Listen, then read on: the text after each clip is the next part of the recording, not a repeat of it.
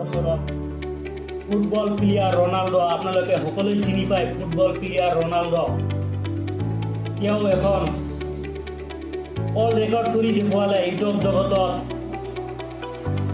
তেওঁ 21 আগষ্টত প্ৰথমবাৰ পোষ্ট কৰিছিল ছ'চিয়েল মিডিয়াত। তেওঁৰ চেনেলৰ নাম হ'ল ইউ আৰ খ্ৰীষ্টানো। ৰনাল্ডো ফুটবল প্লেয়াৰ সকলোৱে চিনি পায়।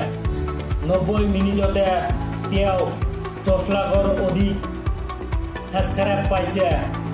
আগত তেওঁ ইউটিউব চেনেল খুলিব দিয়া নাছিল আৰু তেওঁ 21 আগষ্টতে প্ৰথমবাৰ পোষ্ট কৰি 90 মিনিটতে 10 লাখৰ অধিক ছাবস্ক্ৰাইব পাইছে আৰু তেওঁৰ ইনষ্টাগ্ৰামতো সকলোতকৈ অধিক ফ্ৰেণ্ড ফলোৱাৰ্ছ আছে। আপোনালোকে সকলোৱে জানে।